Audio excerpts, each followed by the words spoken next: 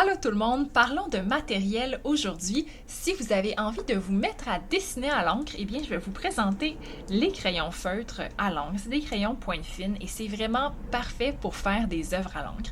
Je vous ai mis un exemple ici tiré de Mission à l'encre, qui est notre défi à l'encre de 31 miniatures qui va sortir en octobre et qui est réalisé avec des crayons comme ceux-ci. Alors, je vous montre ces crayons-là, principalement parce qu'ils ont des tailles différentes. Alors, ils sont vraiment très simples à utiliser. La seule chose qu'il faut véritablement savoir, c'est leur taille. Alors, vous pouvez toujours les classer par taille, là.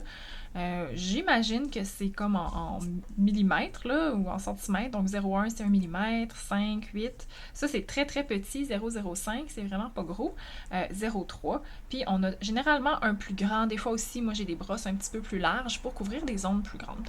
Alors, je vous fais une démonstration très rapide de ces différents tailles de crayons. Je vais commencer par la plus grande ici. Alors, ça, c'est le numéro 1. Donc, vous voyez que le numéro 1, c'est vraiment une brosse. C'est fait pour couvrir des espaces très larges. Alors, quand vous voulez couvrir, ben, vous faites ça comme ça. Après ça, bon, c'est sûr qu'il y en a toutes sortes de tailles. Là. Moi, j'ai sauté certaines tailles parce que j'utilise certains plus spécifiquement. Donc, ça, c'est le numéro 8. Donc, on voit que c'est quand même assez proche du numéro 1. Numéro 5. Donc, en général, moi, je me sers du numéro 5 pour rehausser certains contours. Quand je fais des grands dessins à l'encre, j'utilise le numéro 5. Par contre, quand on fait des miniatures, donc des très petits dessins, mes lignes principales sont vraiment faites au numéro 1, qui est beaucoup plus fin. Donc, la raison, c'est qu'on veut vraiment avoir des lignes fines, détaillées, tandis que 5, ça ne permettra pas de faire autant de détails. Vous voyez, là, j'ai sauté quand même 2, 3, 4. Je ne me sers pas de toutes les grandeurs, là, je vais vraiment à l'essentiel. Ah, ben, j'avais quand même le 3 ici. Il y a là entre les deux, là, ça va vous montrer la différence, mais ça dépend vraiment des types de projets. Pour les miniatures, je me sers pas trop du 3, c'est comme une dimension qui sert plus ou moins, fait que c'est vraiment plus le 1. Et j'utilise aussi le très très fin 0,05, donc c'est la moitié du 1. Puis ça, c'est vraiment des détails, ok? Alors, c'est très, très, très fin. Donc, la différence avec ça, c'est vraiment d'être capable d'aller chercher des détails. Dans un dessin comme celui-ci, par exemple, toutes mes petites lignes contours sont faites au 0,1. Après ça, les micro-détails sont faits avec le 0,05. Après ça, les lignes un petit peu plus foncées sont faites avec le 5 comme ça. Puis après ça, toute la couverture arrière est faite avec le 1. Donc, vraiment, on n'a pas besoin nécessairement d'avoir toutes les dimensions. Bon, ça peut être pratique des fois, mais d'en avoir au moins 4, ça va donner de la variété à vos dessins à l'encre. Il y a des choses qui sont importantes à savoir avec l'encre, c'est que c'est mouillé. OK? Alors, qu'est-ce qui se passe si on commence à dessiner, puis là, on commence à oublier que notre crayon est là?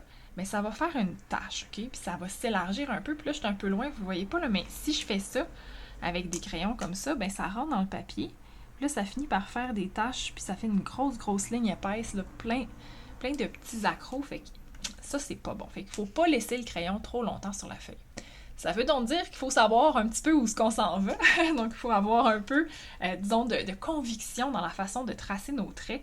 Donc là, généralement, lorsqu'on va tracer avec un crayon comme ça, on va essayer autant que possible d'aller avec une belle ligne ferme, d'être certain de notre mouvement.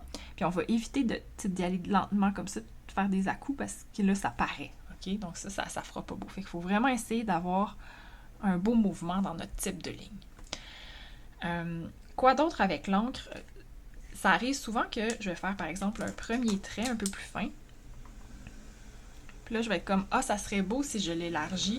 Mais là, dans ce cas-là, vous prenez un autre crayon, puis vous pouvez commencer à jouer avec, puis rajouter un petit peu des détails pour élargir vos traits. Donc, vous pouvez tout à fait le faire en plusieurs étapes avec plusieurs crayons. Puis, il n'y a aucun mal à revenir avec un crayon plus fin pour rajouter du détail après. Donc, de varier ça, ça fait vraiment que de loin, on va mieux voir. Donc, varier le poids des traits. Autre chose à dire avec l'encre, c'est que l'épaisseur du papier va jouer. Si vous prenez, par exemple, un papier d'imprimante, c'est pas recommandé parce que c'est presque transparent, ça va passer au travers. Donc, c'est vraiment mieux d'avoir un papier un petit peu cartonné quand on utilise l'encre Idéalement avec pas trop de texture, parce que sinon la mine de notre crayon, là, la pointe va comme s'accrocher dedans. Fait que, des fois, moi j'en fais quand même sur des papiers aquarelles, comme par exemple pour ce projet-là, ici. Fait que c'est un papier qui est quand même un petit peu plus épais, mais il est un peu texturé. Fait que des fois, je vais avoir tendance à m'accrocher dedans, puis ça bloque un petit peu. Mais ça peut quand même faire un très beau résultat. La dernière chose à savoir avec l'encre, c'est qu'il faut vraiment être créatif quand on fait une erreur parce qu'on ne peut pas vraiment effacer. Donc si par exemple, là, vous essayez de faire un cercle, puis là, hop, votre cercle est vraiment rendu pas beau, bien là, à ce moment-là, vous pouvez décider de changer, que là, finalement, vous ne faites pas des cercles, là. Finalement, vous êtes rendu à faire comme des fleurs, ou de faire finalement quelque chose qui est un petit peu plus allongé, puis vous pouvez transformer vos formes en d'autres choses. Donc des fois, il faut être créatif puis de trouver des solutions quand on fait des erreurs. Même chose si j'essaie de faire une ligne droite. Là, j'essaie de faire une ligne droite, puis là, tout d'un coup, je me suis trompée, puis là, ma ligne est plus droite. Mais là, à ce moment-là, je peux dire, c'était voulu, c'est juste un peu de texture. Tiens, je vais venir rajouter ici une petite ligne comme ça, puis tu sais, je me rajoute d'autres textures ici. Fait que tu sais, des fois, il va falloir trouver une solution au problème à l'encre. Alors, ça conclut la présentation de ce matériel.